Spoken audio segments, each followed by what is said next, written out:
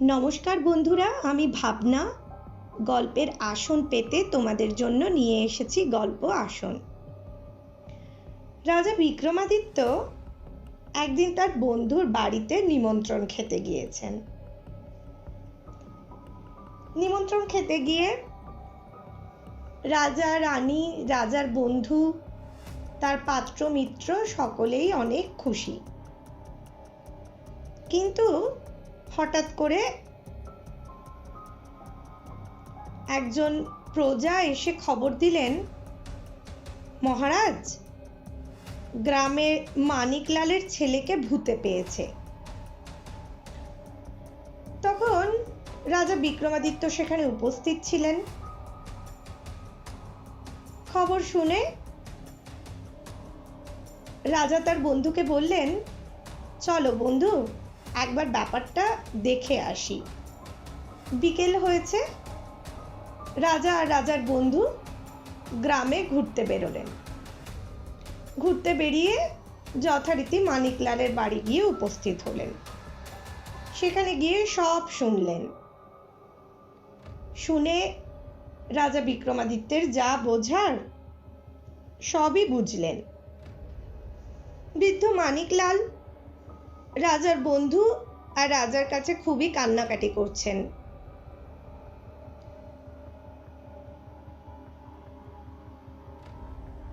মানিকলাল গরিব নয়, সে বেশ অবস্থাপন্ন ব্রাহ্মণ।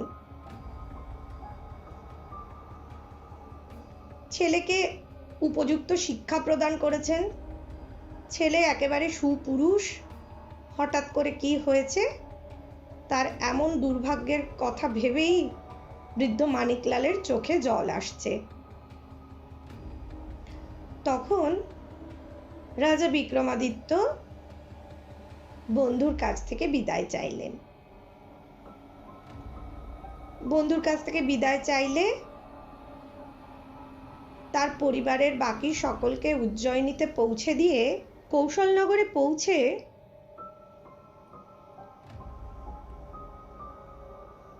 তিনি সেখানকার রাজার মালিনীকে বাড়িতে একা পেয়ে বেশ ভালো মতো তার সাথে গল্প জমালেন।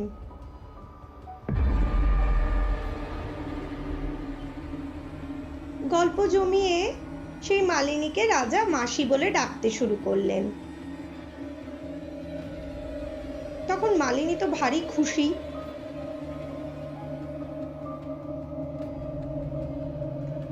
রাজা বিক্রমাদিত্যের মধ্যে এমন এক আলো ছিল, সেই আলোতে প্রত্যেকেই আলোকিত হয়ে উঠতেন।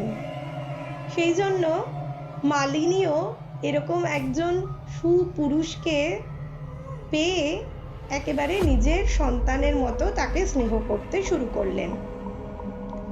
তখন মালিনীর মুখে রাজা সব শুনলেন।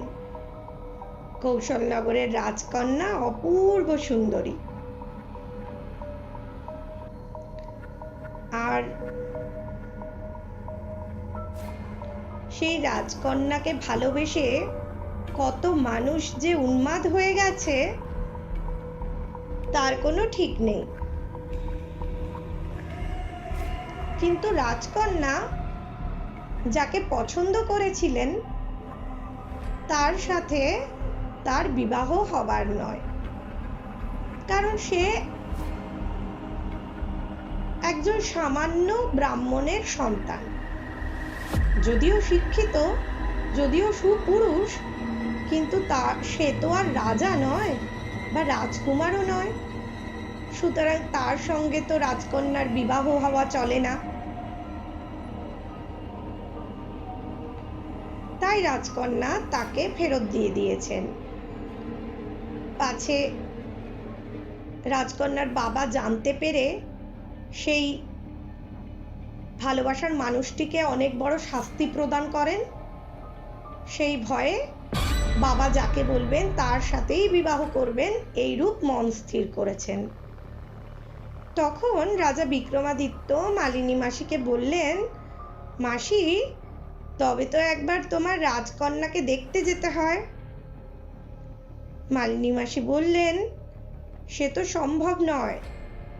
কোনো পুরুষ মানুষেরই অন্দরমহলে রাজকন্যা যেখানে থাকেন বা যে বাগানে ঘুরে বেড়ান সেখানে কিন্তু প্রবেশ একেবারে নিষিদ্ধ।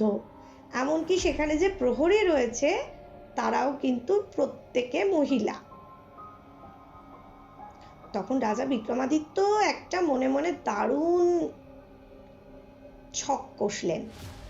বললেন, তবে আর কি, তাহলে আমাকে মেয়ে সাজিয়ে নিয়ে চলো তোমার রাজকন্যার কাছে। যেমন ভাবা তেমন কাজ। রাজা বিক্রমাদিত্য মেয়ে সেজে মালিনী মাসির সঙ্গে চললেন রাজকন্যাকে ফুল দিতে। মালিনীর সঙ্গে স্ত্রীলোক দেখে প্রহরীরা তাকে কোনো রকম কোনো বাধা দিল না। তখন রাজা বিক্রমাদিত্য আর মালিনী বাগানের পরিচর্যা করছেন। এমন সময় সেখানে সখীদেরকে নিয়ে রাজকন্যা উপস্থিত হলেন।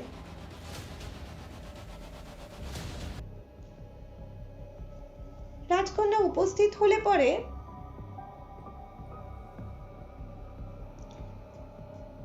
মালিনী মাসি তার সাথে রাজা বিক্রমাদিত্যের পরিচয় করিয়ে দিলেন এবং বাগান নিয়ে, ফুল নিয়ে, গাছ নিয়ে তাদের মধ্যে নানান রকম কথা চলতে শুরু করলো।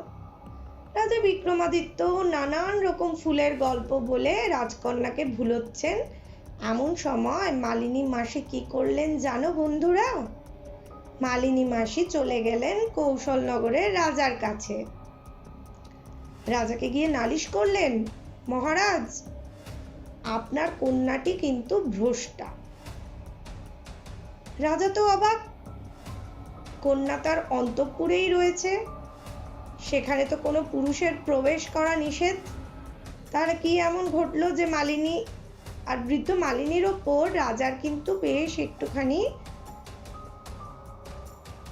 বহু পুরনো কর্মচারী বলে একটা বিশ্বাসের ভাব ছিল। সুতরাং তিনি মালিনীর কথা নস্যাৎ করে দিতে পারলেন না এবং নিজেই চললেন সমস্ত ঘটনা সরেজমিনে পরীক্ষা করতে। সেখানে উপস্থিত হয়ে তিনি তো অবাক, সত্যি রাজকন্যা কোনো একজনের সঙ্গে হাত ধরে গল্প করছে। রাজা বললেন, কোথায় আমার কন্যা ভ্রষ্টা? তখন রাজা বিক্রমাদিত্য ঘোমটার আড়াল থেকে মুখখানা বের করতেই সকলে একেবারে অবাক হয়ে গেল। এ কি, রাজকন্যা একজন পুরুষ মানুষের সঙ্গে এমন করে হাত ধরে বাগানের মধ্যে গল্প করছেন? রাজকন্যা এমন একটা ভাব করলেন তিনি কিছুই জানেন না। কিন্তু রাজা বিক্রমাদিত্য রাজাকে বললেন, না, রাজকন্যা স্বয়ং তাকে এখানে ডেকে পাঠিয়েছেন। তক্ষুনি রাজকন্যাকে রাজ্য থেকে বিতাড়িত করা হলো এবং মালিনী রাজকন্যাকে নিয়ে নিজের বাড়িতে এনে রাখলেন। আর রাজা গেল একেবারে কারাগারে। রাজা বিক্রমাদিত্য তো কারাগারে রইলেন। তখন রাত হতে না হতেই তিনি স্মরণ করলেন তালবেতালকে। তালবেতালকে স্মরণ করলে তালবেতাল রাজাকে মুক্ত করে দিল আর নিয়ে এলো তাকে মালিনীর মাসির বাড়িতে। এখন মালিনী মাসির বাড়িতে এসে রাজা বিক্রমাদিত্য দেখছেন রাজকন্যা ভীষণ কান্নাকাটি করছেন। তখন রাজা বিক্রমাদিত্য রাজকন্যাকে শুধোলেন, আপনি কেন এরকম ভাবে কান্নাকাটি করছেন? রাজকন্যা বললেন, আপনি কেন আমার সঙ্গে এরকম ভাবে আমার জীবনে এরকম দুর্যোগ নিয়ে এসেছেন? তখন রাজা বিক্রমাদিত্য বললেন, আপনি সত্যি করে বলুন রাজকন্যা, আপনি বৃদ্ধ মানিকলালের ছেলেকে ভালোবাসেন? তখন রাজকন্যার আর মুখ দিয়ে কথা সরে না। একটু আগেই তালবেতালকে রাজা আদেশ করেছেন যে কৌশলনগরে যেন অবিলম্বে মানিকলাল আর তার ছেলেকে নিয়ে আসা হয়। সুতরাং তারাও সেই স্থানে এসে উপস্থিত হলো। মানিকলালের পুত্রকে দেখে রাজকন্যা ততোধিক জোরে কান্নাকাটি শুরু করে দিলেন। মানিকলালের পুত্রকে দেখে এখন মনে হচ্ছে সে বেশ কিছুটা সুস্থ। রাজা জিজ্ঞাসা করলেন, আপনাকে কি ভূতে পেয়েছিল, নাকি আপনি সত্যিই পাগল হয়ে গেছিলেন? তখন ছেলেটি বলল, মহারাজ, আমাকে ভূতেও পায়নি, আমি পাগলও হইনি। ভালোবাসার মানুষকে এরকম ভাবে দূরে রেখে সুখে শান্তিতে জীবন কাটাবো, বা একেবারে স্বাভাবিকভাবে থাকতে পারবো, এমন কথা তো কোনোদিনও কাউকে দেইনি। সুতরাং নিজে যেমন ভাবে পারি তেমন ভাবে জীবনটা কাটাবো, এরকমটাই ঠিক করেছিলাম। আত্মহত্যা করতে পারতাম না, কারণ বাবা মা এখনো বেঁচে আছে। তখন রাজা বিক্রমাদিত্য বললেন,